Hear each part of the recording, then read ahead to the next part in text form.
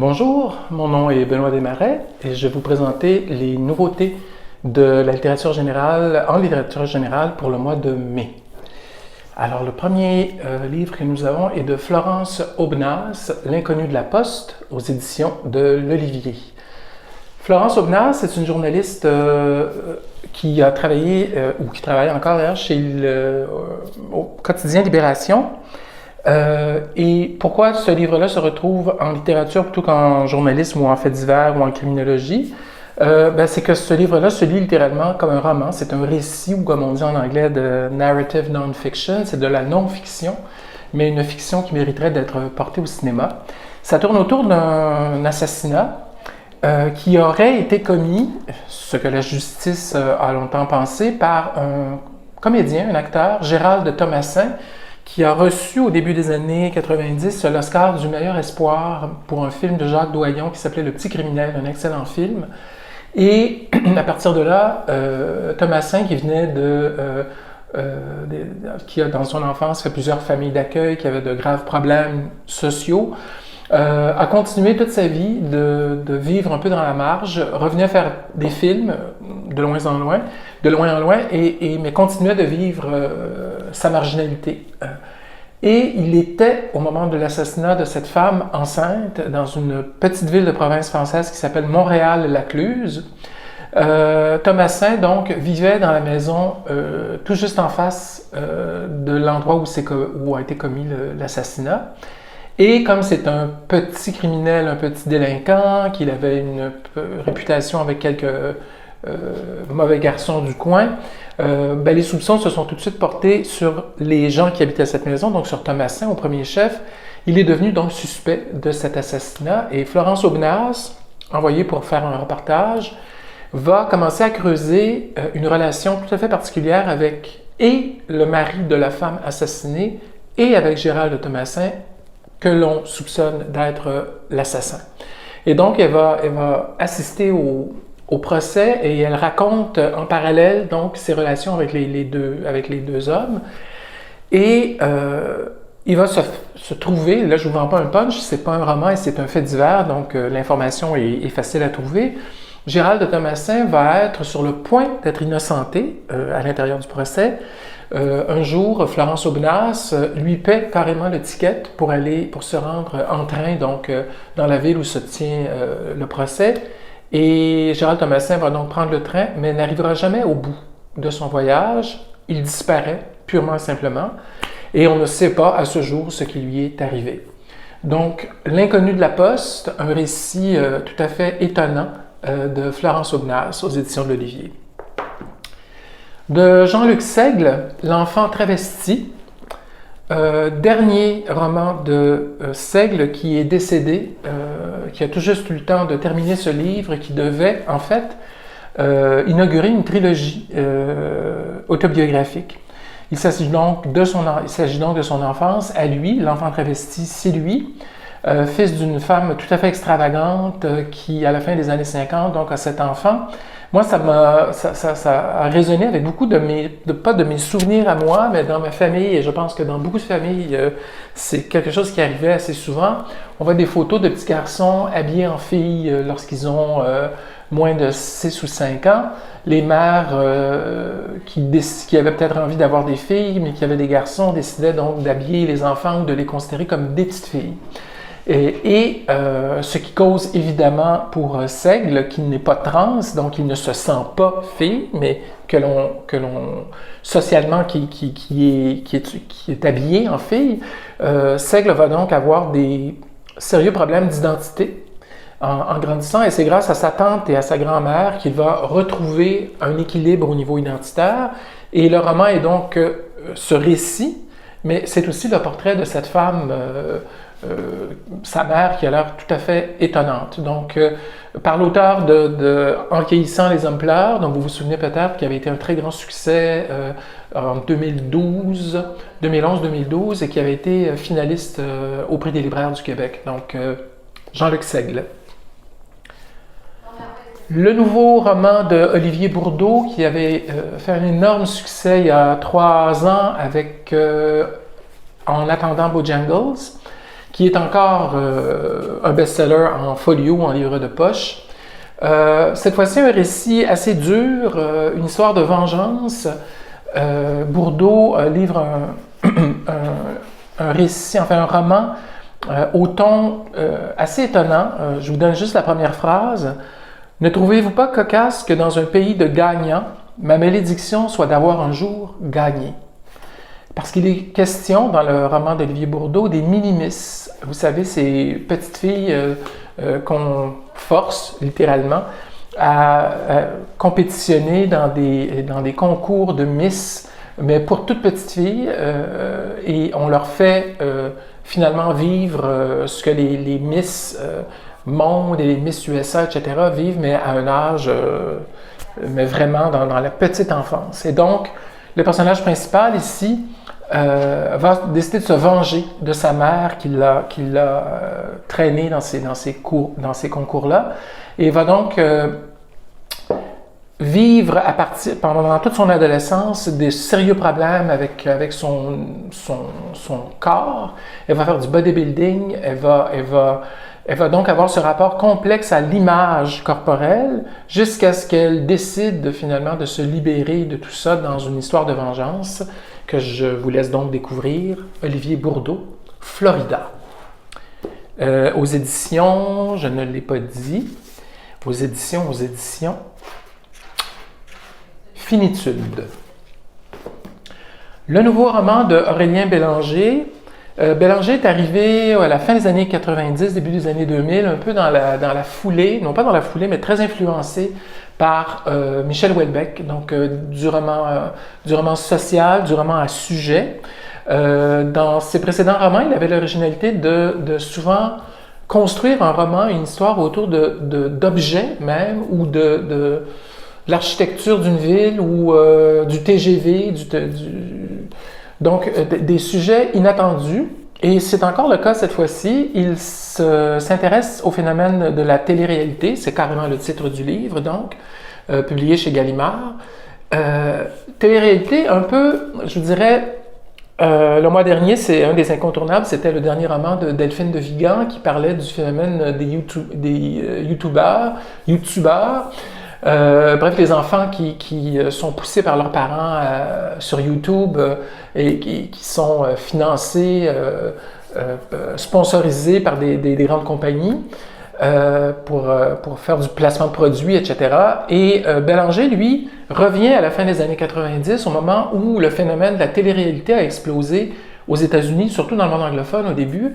Et lui son personnage, donc, qui est basé, si j'ai bien compris, sur un personnage réel du monde télévisuel français.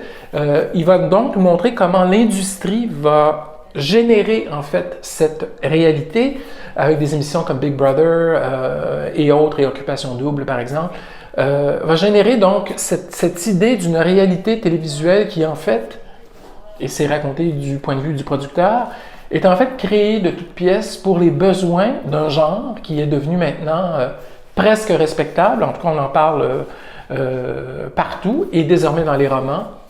Télé-réalité d'Aurélien Bélanger.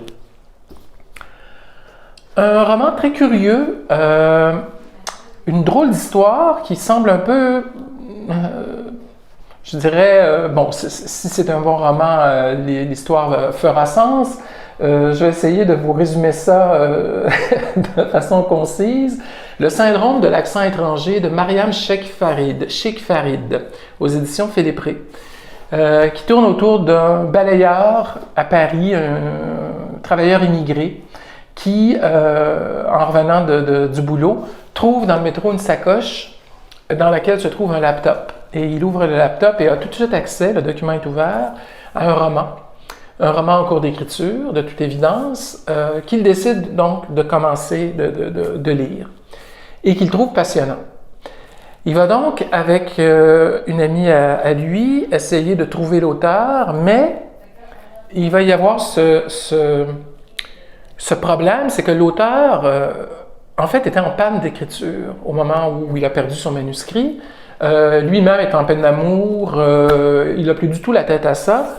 Sauf que notre personnage, Désiré, son nom, désire savoir comment le roman se termine. Et donc, va jouer au chantage avec l'écrivain en lui disant « Je te remettrai ton manuscrit si tu t'engages à le terminer et à me le faire lire. » Et donc, le roman qui est donc léger, je pense qu'on peut dire que c'est un roman un peu humoristique, aborde quand même la situation, un, des travailleurs immigrés à Paris, et deux, du rôle de l'art dans la vie de tout le monde et de l'inspiration, l'écrivain qui écrit pour qui et pourquoi. Pourquoi ne trouve-t-il plus le fil de l'écriture de son livre? Donc, des sujets, enfin, il me semble qu'on aurait pu faire un livre en entier avec un seul des sujets, mais l'autrice réussit à marier, semble-t-il, les deux fils inattendus. Donc, le syndrome de l'accent étranger qui, en passant, lit-on, n'est pas une invention romanesque, mais qui existe réellement. C'est de Mariam Sheikh Farid. Et puis le dernier, pour ce qui est de la littérature étrangère d'expression francophone, c'est un roman d'un auteur africain important, assez peu connu malheureusement encore. Son nom, et je le lis parce que vous allez comprendre, c'est en un seul mot, en un seul nom, c'est Raharimanana, son nom. Un auteur malgache, et au Chez Mémoire d'Encrier, il publie Tissé. Ce livre d'à peine une centaine de pages est d'une grande densité, il y a une poésie, un récit vraiment impossible à résumer. C'est une fable, dit-on, d'un enfant mort-né qui raconte la genèse du monde. Donc vous voyez qu'on est vraiment dans un imaginaire ou dans une poésie d'une grande violence, cela dit. J'ai eu beau en lire des petits bouts, lire des articles, etc. Je ne vois pas comment vous racontez ça autrement que de vous en lire un court extrait, très court. Je vais essayer je ne suis pas lecteur professionnel, donc je vais quand même essayer de vous donner ce sens du rythme qui est dans le texte qui, moi, m'a jeté par terre. Je vous viens d'un récit violent de nombre de pays, d'un récit traversé et clivé par l'esclavage, la colonisation et la mondialisation. Vous qui vivez maintenant, vous qui me devinez là, en vous, semblant déjà familier car chuchotant en vos veines le tumulte des époques, celle passée et celle dite actuelle, l'époque n'a aucun sens pour moi qui serpente à travers les cours de la vie comme on serpente à travers les ruisseaux. La source est la finalité, la mer retourne dans les entrailles de la montagne. Je confirme, une époque des idéaux mis à terre au profit des armes et de l'argent, sous le cynisme du monde qui se proclame développé, dans le rire des accapareurs de pouvoir qui se drapent de morgue et se proclament maîtres de la cité, maîtres de la bourse, maîtres du culte ou de tout autre maillage collectif. Tissé, de Raharimanana. Dans la littérature étrangère, en langue autre que francophone, le nouveau roman de David Vann, Komodo. David Vann, vous le connaissez sûrement pour Squan Island, un énorme succès il y a une dizaine d'années maintenant déjà, 10 ou 12 ans. Son premier roman, si je ne me trompe, qui avait fait, mais vraiment, c'était bingo pour lui, prix des libraires du Québec, nombreux prix, best-seller. Squan Island était un roman sur la vengeance, roman d'une grande violence, relation entre un père et un fils. David Vann a continué pendant nombre d'années à publier des romans qui flirtaient de cette façon-là avec le roman noir. Cette fois-ci, le roman Komodo commence comme un roman beaucoup plus léger et ça va même jusqu'à la moitié du livre, d'après les critiques que j'en ai lues. On est avec Tracy, une Américaine en Californie qui est dans un burn-out total, qui a 2 enfants, qui est dans un mariage qui ne lui convient plus, où elle ne trouve plus d'intérêt. Elle décide donc de quitter et d'aller passer un peu de temps avec son frère qui habite depuis plusieurs années en Indonésie. Et donc faire de la plongée sous-marine, passer un bon moment, se recharger les batteries. Et de l'humour un peu noir d'entrée de jeu du livre, on va passer à quelque chose de beaucoup plus familier pour les amateurs de David Vann. À la mi-temps du roman, les relations avec son frère vont s'avérer toxiques. Il y a des choses qui vont remonter à la surface.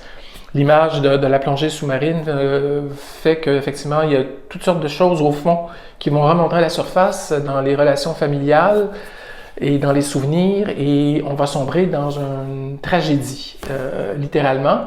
Donc, roman à la tonalité, très haute tonalité, très différente, mais les fans de David Vann ont probablement retrouvé ce qu'ils aiment dans le roman noir à la David Vann.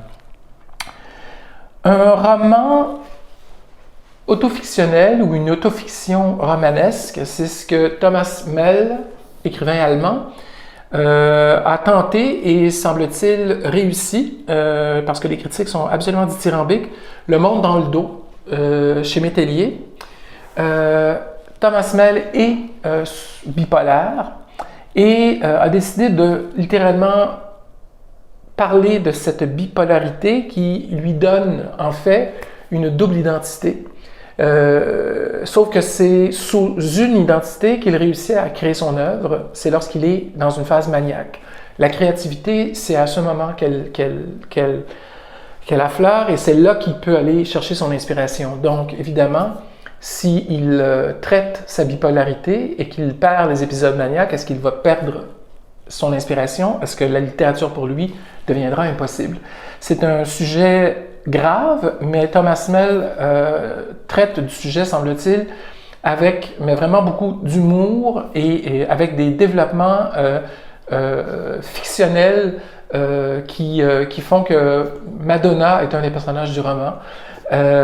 Donc, pour avoir lu le premier chapitre, la tonalité est tout à fait plaisante, mais assez drôle, et alors que le sujet, lui, ne s'y prête pas nécessairement. Donc, Le Monde dans le dos de Thomas Mell, chez Métellier.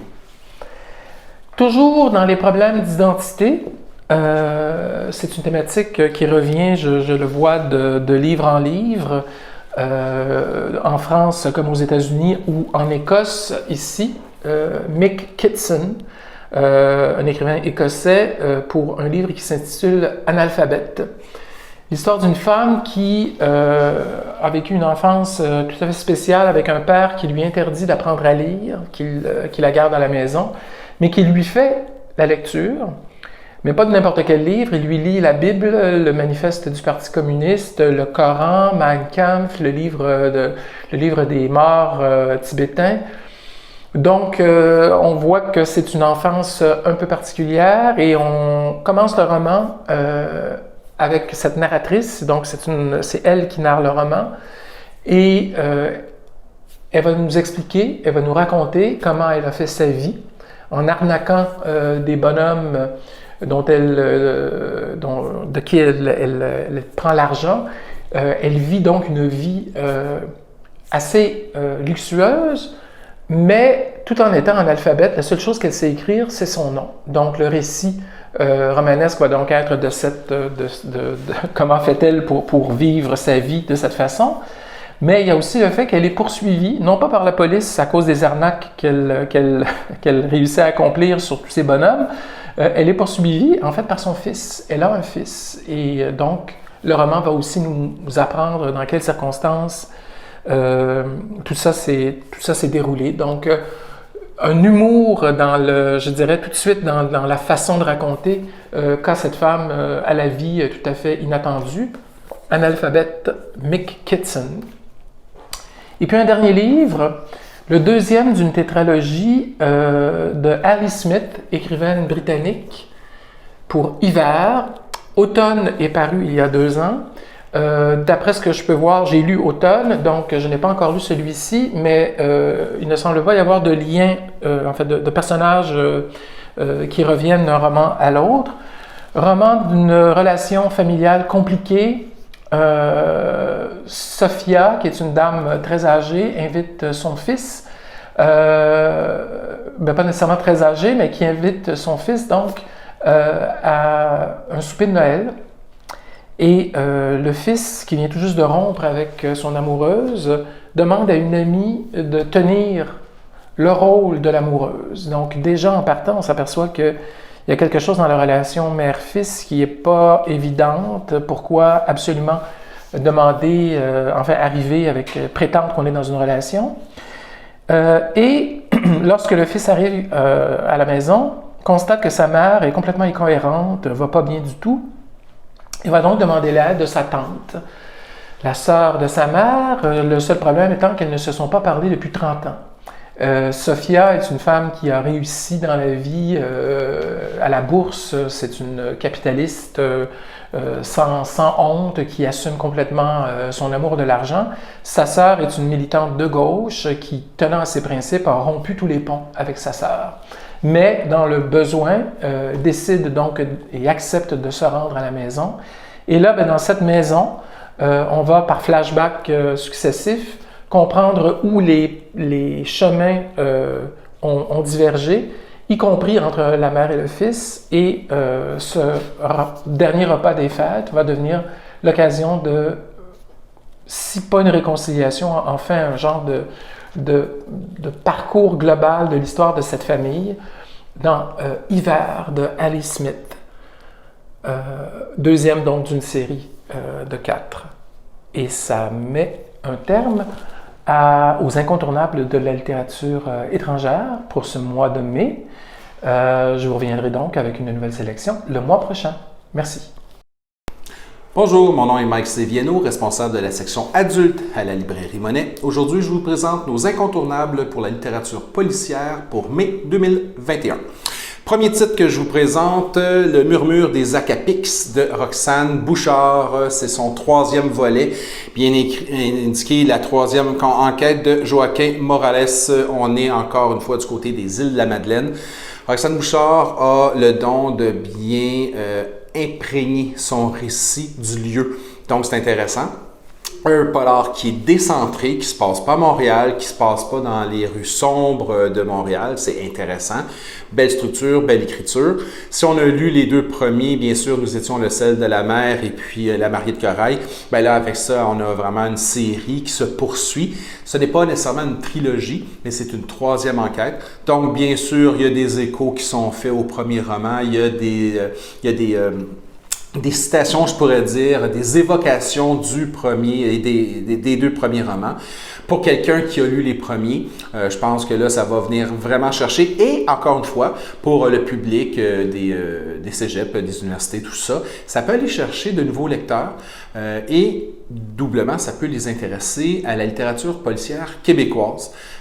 Certaines personnes peuvent avoir des réticences. C'est hyper accessible. Donc, pas du tout compliqué. Ça se lit super bien, mais très bien construit.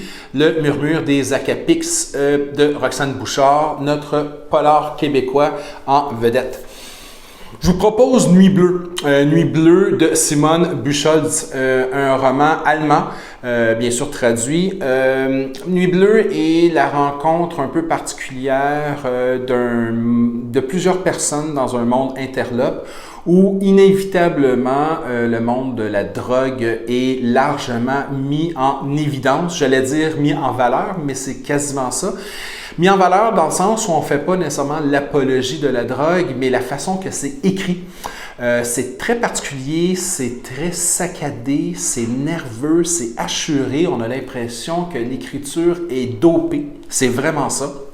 Donc, ça donne un univers très singulier comme lecture. On est dans un thriller qui est vraiment différent de ce que l'on peut lire ailleurs autrement. Ça peut aller chercher une lecture, un lectorat beaucoup plus jeune, je dirais, peut-être beaucoup plus habitué à une certaine forme d'esthétique, je dirais, néo-vidéoclip. Cet genre d'écriture visuelle qu'on va reconnaître du type TikTok. Alors, court, instantané, rapide, avec beaucoup d'images, beaucoup de stories qui s'accumulent rapidement. C'est écrit de cette façon-là, donc très nerveux. Au niveau de l'écriture, au niveau du scénario, c'est intéressant, vraiment la rencontre de tous ces personnages-là, mais je pense que c'est vraiment au niveau de l'écriture, il va y avoir un genre d'appropriation, d'identification qui peut être intéressant, puis bien sûr, on peut ratisser un peu plus large pour les lecteurs. Nuit bleue de Simone Buchholz. Sébastien Fitzek, Le Cadeau. Je présente Le Cadeau de Sébastien Fitzek parce qu'en littérature policière, polar, thriller, suspense, bon, name it, ce qui est intéressant souvent, c'est qu'on va retrouver un peu les mêmes standards, le même type d'écriture.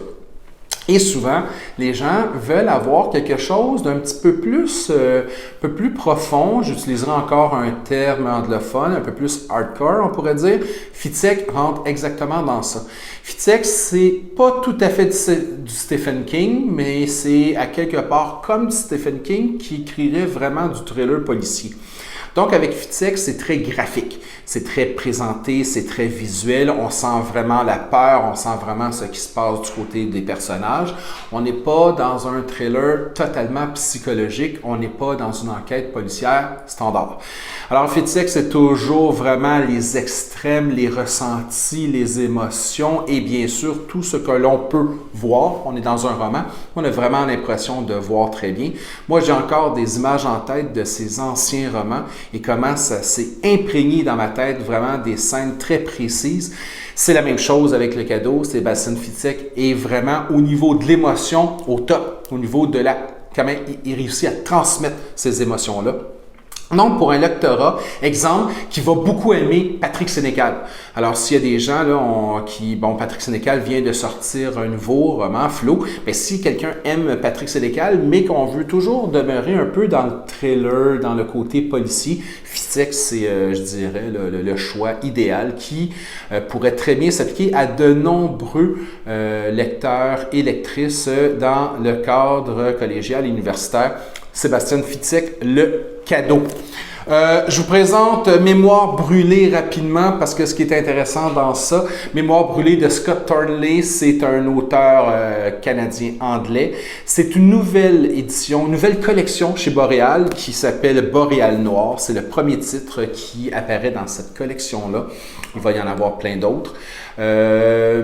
C'est intéressant parce que les maisons d'édition québécoises qui ont sauté à pieds joints dans l'idée de créer des collections un peu plus précises, diverses, plus spécifiques, autant au niveau de la littérature imaginaire, mais beaucoup au niveau du polar. On le retrouve ailleurs, on le retrouve également ici chez Boréal.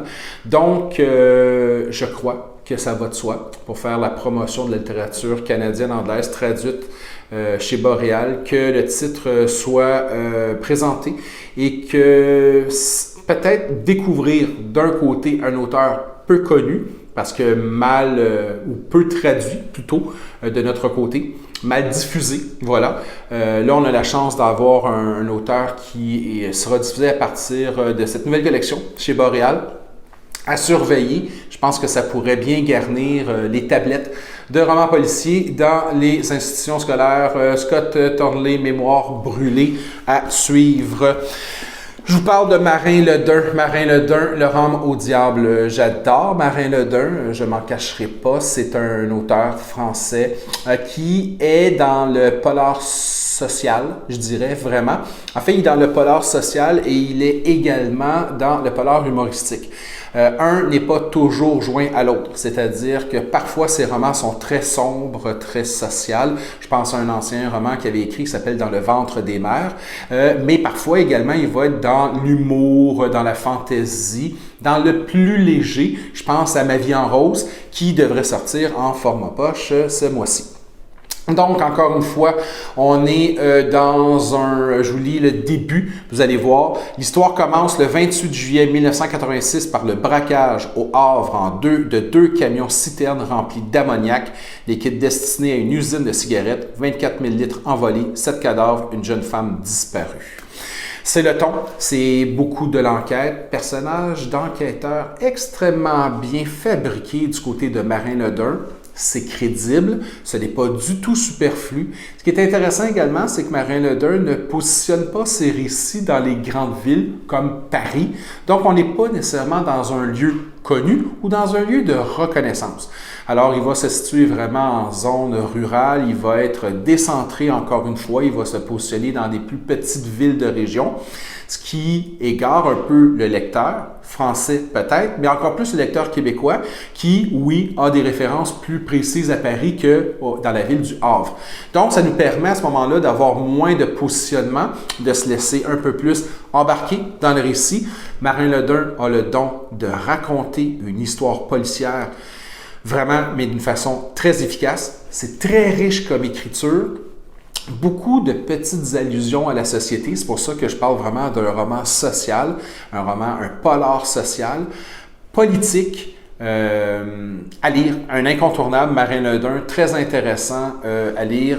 À chaque fois que Marin Ledun sort un roman, c'est toujours une découverte. Et il réussit toujours à se renouveler à chaque fois. Marin Ledun, le rhum au diable. La chair de sa chair de Claire Favant. Je pourrais dire que Claire Favant est une autrice extrêmement riche, intéressante et enrichissante dans le sens où il y a beaucoup d'autrices françaises présentement en polar. On est extrêmement choyés. Claire Favant est une des chefs de file, je dirais vraiment, de cette génération d'autrices françaises en polar. Claire Favant est à mi-chemin entre le thriller psychologique et le polar graphique. C'est-à-dire qu'elle ne se gêne pas pour écrire les choses, pour montrer. Il n'y a pas de camouflage lorsqu'il y a des victimes, lorsqu'il y a des agressions, des attaques, tout ça, elle les décrit, ce qui donne un ton extrêmement intéressant. On parlait tantôt de Sénécal, on parlait de Fitzek, on pourrait se rapprocher un peu de ça avec Claire Favant. C'est extrêmement précis, c'est bien décrit, c'est bien présenté. Je crois qu'avec Claire Favant, on a vraiment là un lectorat. C'est quelqu'un qui voudrait avoir du polar un peu extrême, un peu intense, captivant. Claire Favant, la chair de sa chair, un sujet extrêmement intéressant. Je vais parler de Casso parce que je l'attendais pour la fin. Casso de Jackie Schwartzman. Jackie Schwartzman, c'est un ovni dans le monde de la littérature policière en France. C'est français.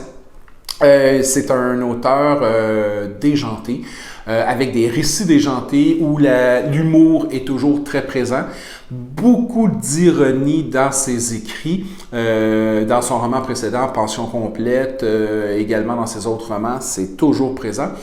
Ici, c'est un personnage, un petit magouilleur, tout ça, qui tombe vraiment dans le crime, tout ça, et qui ressemble à deux gouttes d'eau à l'acteur Mathieu Kassovitz, d'où le Casso.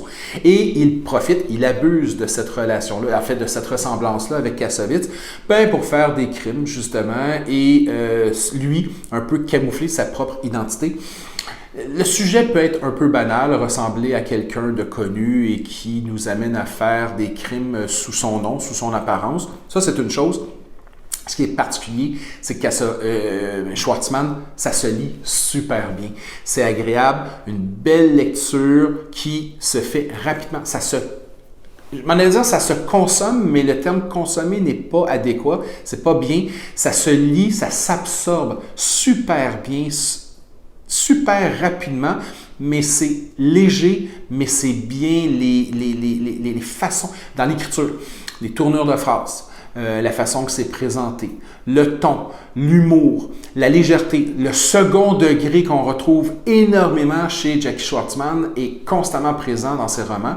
Casso n'est pas mis de côté dans ça, c'est extrêmement intéressant. Donc, si vous voulez avoir un polar plus léger, qui tombe un peu plus dans l'humour, qui a quand même une certaine part d'évocation ou d'allusion aux travers sociaux, tout ça. Casso de Jackie Schwartzman, c'est à lire. Et encore une fois, je sais que vous n'êtes pas fervent des formats poches, mais je vous en parle parce que peut-être quand il est sorti la dernière fois, vous étiez passé à côté. Le Jardin de Lee Young-pyun est un roman coréen. J'en parle, je sais que vous ne prenez pas de poche habituellement, mais là, il y a quelque chose d'extrêmement intéressant. C'est un homme qui a un accident de voiture avec sa femme. Elle meurt, lui demeure handicapé, cloîtré dans un lit chez lui, et c'est sa belle-mère qui s'en occupe. Une belle-mère qui n'est pas vraiment bienveillante et qui semble, à ce moment-là, peut-être un petit peu tordue, disons. On pourrait penser à un genre de Misery de Stephen King, mais dans un contexte beaucoup plus d'univers domestique déjanté. Qu'est-ce que fait cette belle-mère qui ne veut pas vraiment tant s'occuper de lui que plutôt s'occuper de ses propres intérêts à elle? Des bruits, elle semble creuser dans le jardin. Qu'est-ce qui se passe dans ce jardin-là? C'est froid, c'est méthodique, c'est écrit avec beaucoup d'économie, c'est-à-dire ce n'est pas de grande description, mais l'auteur va directement au point précis jusqu'à une finale que l'on pense prévoir et qui n'est pas nécessairement celle qu'on avait anticipée. Le jardin de Lee Young-pyun, je crois que c'est une lecture incontournable. C'est son premier roman, son nouveau roman vient de sortir. Et il y aurait beaucoup de choses à dire sur cet auteur-là, qui semble être déjà un bon chef de file de la littérature coréenne dans le polar, qui est énormément riche présentement. Alors voilà, c'était ma proposition pour les incontournables pour la littérature policière, les polars pour mai 2001. Mon nom est Mike Viano, je suis responsable de la section adulte à la librairie Monet. On se retrouve le mois prochain pour d'autres propositions d'incontournables. Merci beaucoup, au revoir. Salut, je m'appelle Mario Laframboise, je suis libraire à la librairie Monet de la littérature générale et je vais vous présenter mes incontournables de la littérature générale du mois de mai.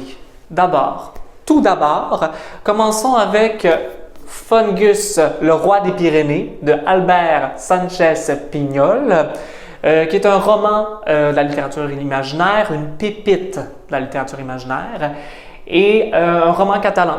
Donc, ça raconte l'histoire d'un petit diable qui a tendance à boire un petit peu trop et qui se réfugie dans une grotte. Et dans cette grotte-là, il réveille par accident 4 champignons et éventuellement, il y en a un 5e qui se rajoute à ça pour créer, et il crée avec ces champignons-là une cellule révolutionnaire anarchiste. Il crée sa petite société avec ça pour éventuellement se venger du village. C'est une métaphore de la tyrannie et du pouvoir. C'est super drôle et à la fois super intelligent. Ce qu'il faut savoir, l'auteur est anthropologue de formation. Et ça se sent beaucoup à l'intérieur de cette histoire-là. Il y a vraiment une critique sociale, puis il y a vraiment une réflexion sur qu'est-ce que le pouvoir, qu'est-ce qui arrive quand on utilise le pouvoir à ses propres fins. Et c'est génial. Je crois que vous devez absolument avoir ce livre dans votre bibliothèque. Et c'est mon incontournable du mois pour ce qui est la littérature de l'imaginaire. Ensuite, je vais vous présenter 3 pièces de théâtre québécoises qui sont selon moi des gros incontournables 3 pièces vraiment différentes, mais très intéressantes à voir. D'abord, Les Jours gris de Christian Lapointe. Pour ceux qui ne connaissent pas, Christian Lapointe est un metteur en scène qui n'est pas très consensuel. Il fait souvent des trucs soit d'avant-garde ou sinon avec des positions vraiment très radicales. Il fait des trucs très différents de ce qu'on a l'habitude de voir au théâtre. Souvent des trucs avec des mises en abîme. Dans ce cas-ci, on n'échappe pas de la mise en abîme. C'est un acteur en scène. Et c'est une pièce de théâtre qui parle du théâtre. C'est une réflexion sur comment apparaît la parole en scène. Et c'est écrit d'une manière super ludique, avec beaucoup de répétitions, beaucoup de jeux sur la langue. C'est d'une écriture vraiment... oui, il joue avec la langue, avec le langage. Et il y a plein d'images à l'intérieur pour faire des démonstrations sur qu'est-ce que ça peut avoir là sur scène. Et c'est extraordinaire. C'est vraiment bien. Christian Lapointe, c'est un petit objet sympathique à lire. La prochaine pièce que je présente, Combattre le Wai-Wai de Rebecca Duraspe. Pour ceux qui ne la connaissent pas, c'est celle qui a gagné le prix Michel Tremblay en 2020, en décembre dernier, avec sa pièce Ceux qui se sont évaporés. Ici, Combattre le Wai-Wai, on est un petit peu encore une fois, un petit peu comme Les Jours gris. On est dans quelque chose à mi-chemin entre la poésie et le théâtre. En fait, ça a été ses chroniques qu'elle a présentées à Radio-Canada et donc toutes sortes de réflexions sur sur notre raison de vivre, sur des réflexions sur le féminisme, sur les relations de couple, sur la maternité, sur plein de sujets super actuels, sur l'écologie, sur le mal de vivre. Donc, c'est vraiment une diversité de réflexions. C'est une pièce qu'elle a écrite, en fait, c'est une carte blanche que le Théâtre La Licorne lui a donnée. Donc, c'est vraiment... ça a été pour une soirée que ça a été présenté. C'est une comédienne en scène et c'est plein de... Je crois la raison pour laquelle on doit s'intéresser à cette œuvre-là, c'est parce que c'est super actuel. C'est plein de réflexions vraiment sur les enjeux que les gens se posent beaucoup, puis dans une sensibilité vraiment propre à elle. C'est une autrice que j'aime beaucoup suivre parce qu'elle a vraiment autant que ce soit par des jeux de langage ou que ce soit tout simplement par sa franchise, la franchise de son écriture et la simplicité de son écriture, je la trouve hyper efficace. Donc, c'était Combattre le Wai-Wai de Rebecca Deraspe.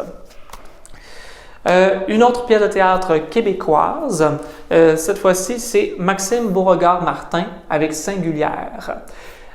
Ici, on est dans du théâtre documentaire. Donc, on n'est pas du tout dans la fiction, c'est toutes des... en fait, sa partie fait des entrevues avec plein de femmes célibataires et c'est le résultat de ces entrevues. Donc, on est vraiment dans du verbatim. Chaque scène a vraiment sa propre forme. Parfois, c'est des entrevues. Parfois, c'est un monologue d'une personne. Il y a quelques scènes où est-ce que c'est trois amis célibataires et leur amitié s'est renforcée par leur célibat. Et ça pose encore une fois plein de questions sur qu'est-ce que ça veut dire de prendre la décision d'être célibataire dans la vie, de prendre ce mode de vie-là. On est dans quelque chose de super intime à la fois, super actuel. Des questions aussi sur la maternité, c'est hyper intéressant. Selon moi, c'est encore une fois, c'est une pièce à lire. Donc, c'est tout pour mes incontournables. J'espère que vous allez aimer mes suggestions et on se voit le mois prochain. Je m'appelle Stéphanie Fournier, je suis libraire du secteur général à la librairie Monet et aujourd'hui, je vais vous présenter mes incontournables de la section littérature québécoise du mois de mai. Donc, pour commencer, je vous présente La Desiderata par Marie-Hélène Poitras aux éditions Alto. Marie-Hélène Poitras qu'on a connue précédemment avec, entre autres, Griffintown, Soudain le Minotaure, nous sert cette fois-ci un roman surprenant, un univers complètement issu du réalisme magique. On croit que ça se passe dans un village, soit au Québec ou en France. C'est pas très clair et c'est voulu comme ça parce que c'est un univers mystérieux. On a des références qui nous proviennent du terroir québécois. C'est très folklorique, donc on s'imagine que ça se passe au Québec. Mais parfois, on a aussi des références de l'Europe, donc on n'est pas très certain de l'endroit où ça se passe. Pareillement comme l'époque à laquelle ça se passe, on croit que ça se passe au début du 20e siècle parce que le personnage principal, qui s'appelle le père Berthoumieux, est un chasseur, vit de sa chasse, et puis on a vraiment l'impression que c'est un personnage qui est issu du terroir là, québécois. C'est vraiment... mais là, arrive une voiture et puis on se dit, OK, on est plus certain là, que ça se passe finalement au début du 20e. Donc, rien n'est certain dans cet univers-là. On va en fait découvrir que il s'est passé des événements particulier. Il y a des femmes qui ont été peut-être assassinées dans le passé. Il existe la maison des parfums, une maison avec des flacons de parfums. C'est vraiment très étrange. Puis, on ne sait pas ce qui s'est passé précédemment, mais on sait qu'il y a des femmes qui sont décédées dans des circonstances assez louches. Et c'est à ce moment-là que le personnage d'Aliénor débarque au village pour venir essayer de comprendre ce qui s'est passé et quel rôle a joué le père Berthoumier aussi dans tout ça. Et le personnage d'Aliénor est une femme très masculine, avec un caractère fort, elle n'a pas la langue dans sa poche. Donc c'est un personnage qui est vraiment attachant dès le départ, féministe, qui va vouloir venir mettre de l'ordre dans le chaos. Et j'ai bien aimé que Marie-Hélène Poitras joue justement avec les codes des genres. Il y a un personnage qui est queer, donc on mélange un peu les thématiques ou les préoccupations contemporaines dans un univers qui se veut très folklorique. La recherche aussi au niveau du vocabulaire m'a épatée. C'est vraiment écrit dans une langue sublime. C'est très immersif. On a vraiment l'impression de sentir les odeurs de viande qui grille. On voit aussi la tourbe. C'est vraiment très, très immersif, comme je l'ai mentionné. Alors, ça me surprendrait s'il n'était pas en lice pour le prix des libraires l'an prochain. Donc, vraiment à lire. Deuxième roman que je vous propose, c'est Larve de vie par Christine Gosselin aux éditions Hamac. Je ne sais pas si vous êtes, si la couverture vous donne envie. Moi, j'avoue que les bestioles, c'est pas trop mon truc, mais ça m'a quand même fascinée quand j'ai vu la couverture. Parce qu'on est tous un peu rebutés par les insectes, il faut le dire. Et je pense que Christine Gosselin, c'est un premier roman, je voulais le mentionner aussi. Elle a fait exprès d'utiliser les insectes comme métaphore dans son roman, parce qu'elle les compare, elle compare en fait ses blessures émotionnelles aux insectes. Lorsqu'elle parle d'anxiété, lorsqu'elle parle de troubles alimentaires ou d'infertilité, elle va les comparer à des fourmis, à des larves, parce que dans le langage courant, on dit souvent on a toutes nos bibites, mais je pense que c'est ça qu'elle a voulu mettre en mots. Elle l'a fait de brillante façon. C'est une autofiction, alors c'est son histoire qu'elle nous livre de façon très personnelle. Ça peut paraître glauque à cause des insectes, mais moi je trouve que la métaphore est intéressante parce que les insectes, on a souvent envie de les écraser et de les fuir. Mais quand on apprend à cohabiter avec eux, au final, on se rend compte qu'ils sont pas si envahissants que ça, puis qu'on peut très bien apprendre à cohabiter finalement. Donc, c'est un peu ce qu'elle a voulu faire avec ses blessures émotionnelles, d'arrêter de vouloir les fuir et de vouloir finalement en guérir, d'apprendre à mieux s'accepter avec ses imperfections et tout. Donc, je crois que c'est des thématiques vraiment d'actualité aussi. On parle beaucoup d'anxiété. Alors voilà, je le conseille aussi fortement. En troisième roman, je vous propose Mukbang par Fanny Demeule, paru dans la collection Tête dure chez Tête première. Ce roman-là, c'est particulier. En fait, je ne sais pas si vous connaissez la culture du mukbang. Moi, je vous avoue que je ne connaissais pas trop ça avant de lire sur le sujet. Mukbang, c'est une pratique qui est née en Corée du Sud dans les années 2010 environ. Qui consiste à... en fait, mukbang, c'est une contraction du mot mokda, qui veut dire manger, et bangsong, qui veut dire diffusion. Donc, c'est le fait de manger des grandes quantités de nourriture devant un auditoire, de se filmer. On trouve des chaînes YouTube un petit peu partout à travers le monde maintenant. Ça s'est répandu aux États-Unis. Et c'est une pratique qui est beaucoup plus courante qu'on peut penser. Et il y a des gens qui regardent les vidéos aussi beaucoup plus qu'on pourrait le croire. Des fois, c'est des gens qui vont manger beaucoup de nourriture. Des fois, c'est des gens qui vont manger de la nourriture en faisant du bruit. Donc, c'est vraiment particulier. Mais ce qui est aussi fascinant, c'est de voir tous les commentaires sous les vidéos de gens qui proposent des repas pour la prochaine fois. Les gens apprennent à connaître les YouTubers ou YouTubers qui font ça, puis ils s'attachent finalement à ces YouTubers-là. Parce que, en fait, les YouTubers ne font pas juste manger, là, ils discutent aussi de leur quotidien en même temps. Ça fait qu'on finit par apprendre à les connaître, puis on a envie de connaître leur quotidien autant que de regarder ces vidéos-là. Et Fanny Demeule, en fait, c'est que son histoire a commencé de la même façon. Elle était sur YouTube un soir, puis elle s'est fait aspirer par toutes les propositions louches que YouTube lui suggérait. Et ça l'a fasciné, justement, de voir tous les commentaires sous les vidéos. Et elle s'est inspirée donc de cette pratique-là pour écrire son livre, dans lequel le personnage de Kim Delorme sort d'une situation oppressante, d'une famille oppressante, et découvre ce phénomène-là, le mukbang, décide de partir une chaîne YouTube pour gagner sa vie avec ça. Je trouve ça déjà fascinant le sujet, mais quand vous allez voir à l'intérieur du livre, vous allez voir que c'est tout aussi spécial parce qu'il y a plein de codes QR un peu partout. Les codes QR, là, je vous explique rapidement si vous n'êtes pas trop familier avec ça, mais on prend notre téléphone et on les scanne, puis ça nous amène sur des hyperliens qui nous renvoient donc soit à des images Wikipédia, soit à de l'art performatif, soit à de l'art visuel, à des chansons, peu importe, ça nous amène à des hyperliens. Et ça vient un petit peu ajouter un caractère interactif, immersif à la lecture.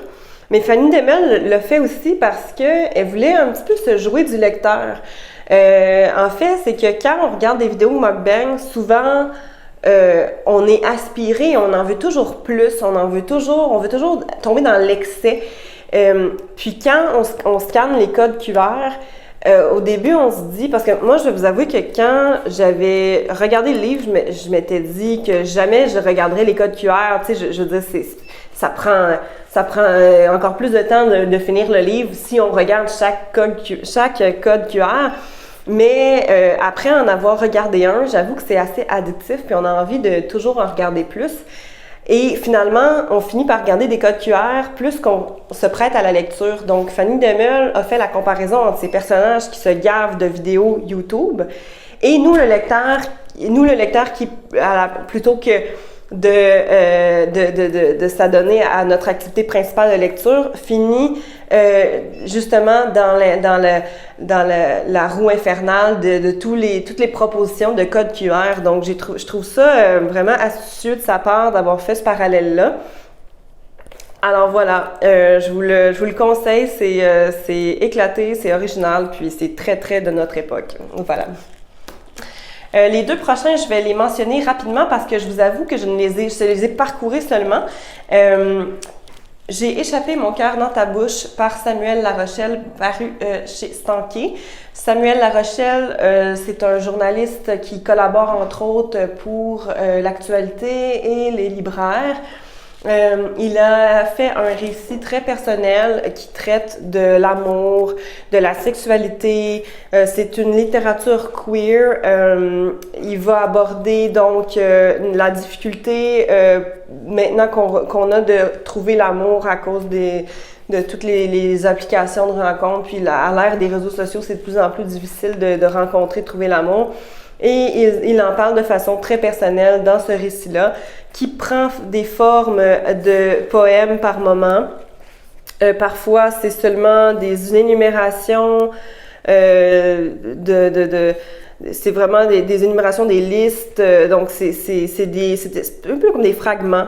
C'est des bribes intimes de sa vie, de son quotidien. Il se livre de façon parfois crue, parfois tendre. Alors, je crois que ça va plaire à un lectorat plus jeune, entre 20 et 35 ans, je dirais. Donc, c'est pour ça que je vous le mentionne. Je pense que c'est important de le mettre peut-être entre vos mains. Puis finalement, le dernier de Nancy Houston, L'Arbre de l'oubli, paru chez Actes Sud. Nancy Houston, qui a plus besoin de présentation, je crois, a écrit cette fois-ci un roman dans lequel on retrouve un personnage, une femme afro-américaine, qui a été adoptée par une famille juive et qui, à l'âge adulte, va vouloir retrouver ses origines, donc d'où elle vient et qui sont ses vrais parents. Et ça a un peu la même structure que Ligne de faille qu'elle avait écrit quelques années avant, parce que le fil narratif n'est pas nécessairement continu.